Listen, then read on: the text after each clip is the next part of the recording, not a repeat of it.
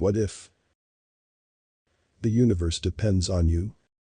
The widely accepted Newtonian model of reality is now getting questioned, as it is based on separation. That is, you the man, is living in a physical world. A world that obeys certain physical laws, like gravity or thermodynamics. And nature or the universe is separate and independent from you. But with the advent of quantum physics, things have changed. But this change is only in the world of science, it is nothing new in the world of spirituality. It was taught thousands of years ago by Hermes Trismegistus. That is, as above so below, as below, so above. Meaning, the world is a hologram. A light matrix that is likened to a mirror. It reflects back the consciousness that is being projected onto it. Essentially, quantum physics is coming to the same conclusion.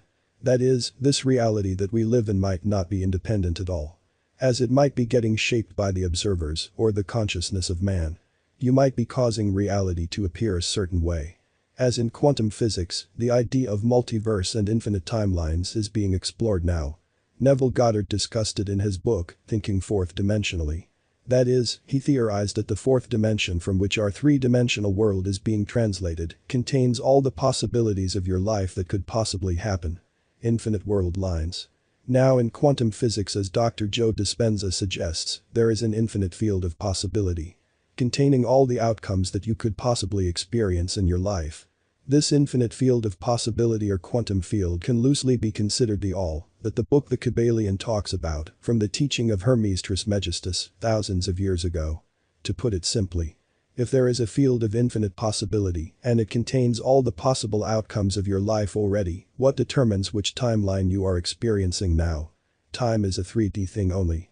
It is just a concept that is helpful in linear life that we live in this three-dimensional reality. Thus, time doesn't exist.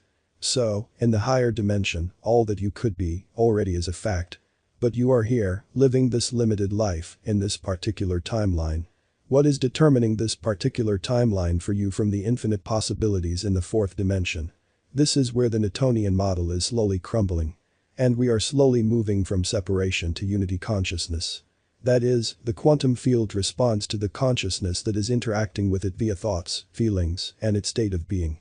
This field is materializing that outcome or timeline for you that you have accepted for yourself via your state of being, thoughts and feelings. What you believe yourself to be, the mirror reflects back at you. If you do not smile in the mirror, you will not be shown a happy face. The mirror depends on you for its reflections. If you smile, it reflects a smile. The all, God, source, the quantum field, is mirroring your inner world. As the all, intended creation to experience infinite existences. Unique experiences, all the way to infinity. You see, the all will not meddle with your freedom of choice, as that spoils the fun. As it wants to experience unique adventures in life. Thus, in a way, it depends on you, the consciousness living a unique life, to continue the expansion of the all. Your freedom of choice is available to you at any given moment. You can right now smile into the mirror of infinity. And with some delay, but invariably, it will smile back at you. The delay is only in the three-dimensional world. As this experience is linear. It must follow a series of events to lead up to the change in the mirror. But invariably, it must reflect what the individual is projecting to it. As it is being translated from the fourth dimension where it is already a fact that Neville talks about. Thus, if you persist in your assumption of who you want to be, it must obey. The mirror has no will of its own. If it did, there would be no authentic experience of the all. The all intends to experience what it is like to be you, in this now. And it cannot have this experience if it forces its will upon you. You see, the infinite has made itself limited to have a genuine adventure of being you. It depends upon you, in this now, as its focus point, to choose its experience. Essentially, you and the all are one.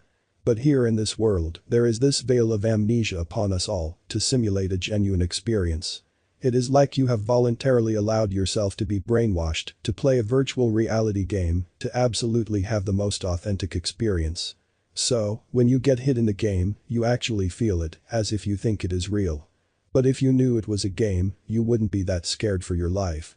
As you know your real self is unharmed. This is the reason why your life here can seem ruthless at times.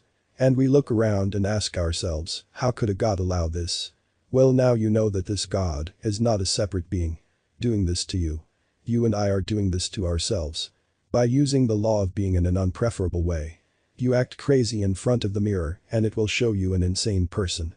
It cannot show you a successful and happy person. A few years ago, all I wanted was freedom. As I was feeling very stuck in my life.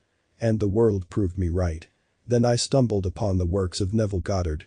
At that point in my life, I couldn't wrap my head around the notion that an all-loving God is putting me through all this pain. Either I am doing something wrong, or what I have been told about God is false. You see, God didn't reveal Neville's teachings to me out of his kindness, as the past me would assume. As I was told that God is a separate being and it has a will, and it decides who to save and who to not save. I presented to the mirror a question. The mirror responded with Neville. Then I proceeded to present to the mirror the consciousness of freedom, it responded back. Mind you, my environment that I felt stuck in didn't change. What changed was my inner world. I just felt amazing. I lived in a condo with a free gym, but I didn't go there for over a year. Why? Because I felt stuck in my mind. There were so many cool things around me for free that I didn't do, because I was a man living in the consciousness of a man who is stuck in life. Thus, I couldn't see all the awesomeness around me. And then what felt like an instant change in me, I began to notice all the freedom around me. All the opportunities around me presented themselves to me like magic. Which were there all along. As the book Acres of Diamond by Russell Conwell talks about. That is, a man was discontent from his life as he heard stories of fortune by other farmers. These farmers discovered diamonds on their land and became rich beyond their wildest imagination. He sold his acres of property to someone and went to search for diamonds. Not knowing that his own property had acres of diamonds lying around. The point is, before looking at the outer world, look within. Who you are being right now. Are you a man stuck in life? Well, the mirror will reflect exactly that and nothing else. As the mirror or quantum field, God or the all, depends upon you. You are the captain of your ship, the master of your fate. I have learned this shift firsthand in my life. As when I was stuck in life, I hated my job and wished for financial freedom. Thus, I began to project into the mirror, I am earning a lavish, steady, dependable income, doing something I love with ease. And the mirror reflected back ease of finances and a good life that I am satisfied with now.